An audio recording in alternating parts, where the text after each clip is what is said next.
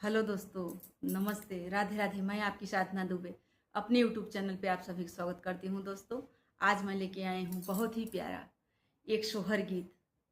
आप लोग सुनिए, सुन के आनंद लीजिए। बहुत ही प्यारा और पुराना पारंपरिक सोहर गीत है। तो आइए, देर न करते हुए वीडियो को आगे बढ़ाती हूँ।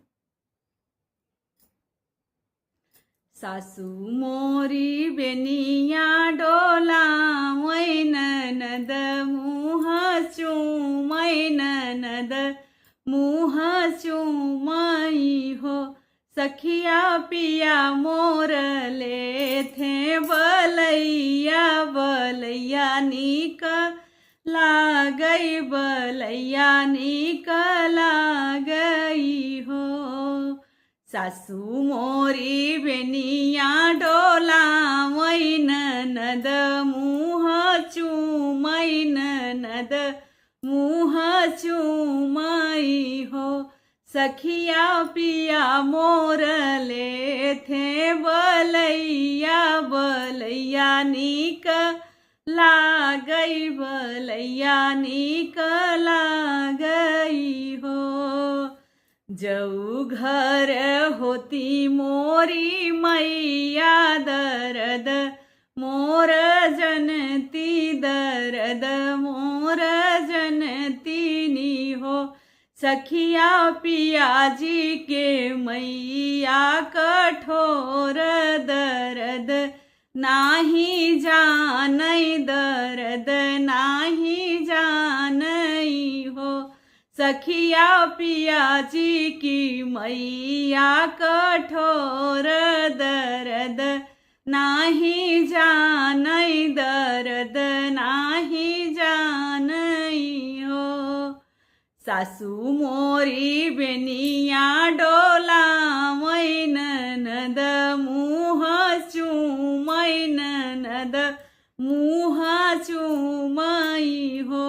सखिया पिया मोर ले थे बलैया बलैया नीक लागई बलैया नीक लागई हो।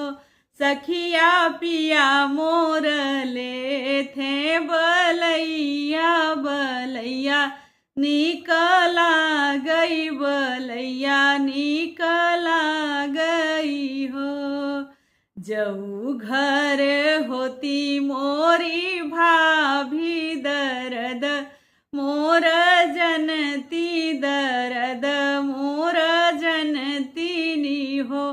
सखिया पिया जी की भाभी कठोर दर्द नाही जानई दर्द नाही जानई हो। सखिया पिया जी का भाभी कठोर दर्द नाही जानई दर्द नाही जानई हो। सासू मोरी बेनिया डोला मैन नद मुँह चूमैन नद मुँह चूमई हो। सखिया पिया मोर ले थे बलैया बलैया नीक लागई बलैया नीक लागई हो। जऊ घर होती मोरी बहिनी दर्द मोर जनती दर्द मोर जनती नी हो। सखिया पिया जी का बहिनी कठोर दर्द नाही जानई दर्द नाही जानई हो। सखिया पिया जी का बहिनी कठोर दर्द नाही जानई दर्द नाही जानई हो। सासू मोरी बेनिया डोला मैन नद मुँह पोछैन नद मुँह चूमई हो।